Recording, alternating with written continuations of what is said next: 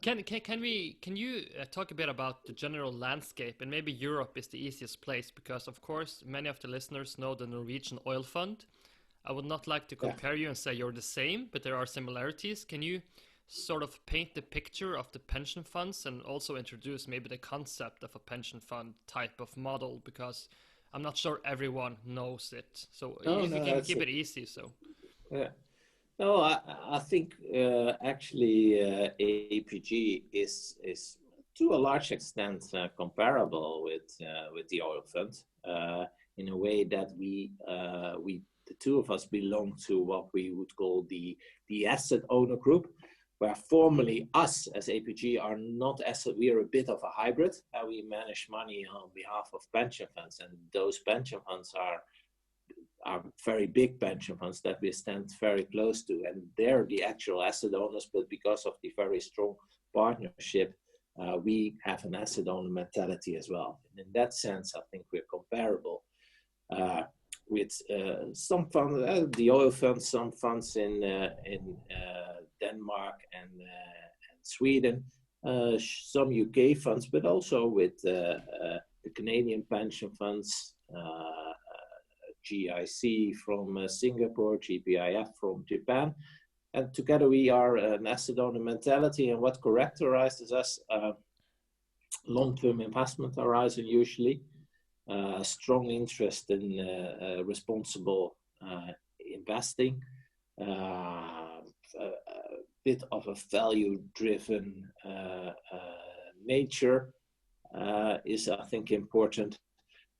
Certainly not a sell-side mentality. We're not so much into marketing. That's mainly about the science, or maybe an art to a certain extent, of investments. That matters a lot. Also, a strong consideration of the purpose that you have.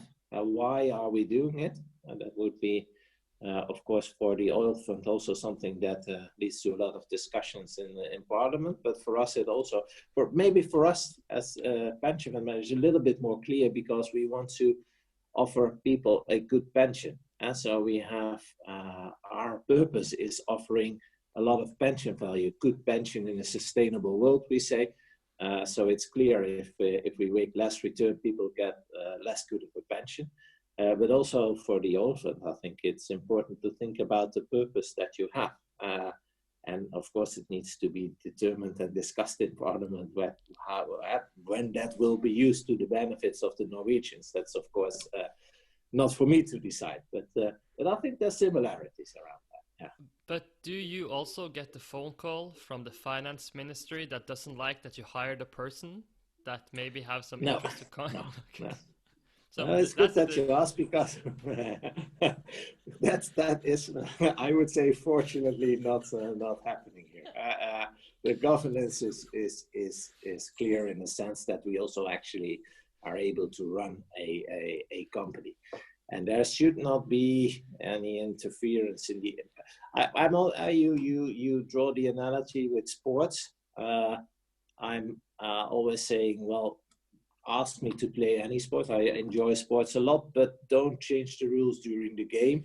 And define the field that I'm playing in, set clear mandates, and then let me play the football or the hockey or whatever within that field. And what we try to avoid, we sometimes have, of course, questions being asked in Parliament as well, but we should avoid that there's a direct influence on the investment decisions by politics or even by our clients. Our clients, the pension funds, should, of course, consider what they want. They are responsible for setting and approving the asset mix, but afterwards, of course, it should be left in the hands of the specialists to manage within the mandate. And then, of course, the specialists report back and get assessed about the results that have been achieved.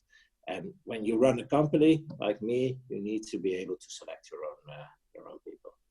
I strongly believe in that. Yeah.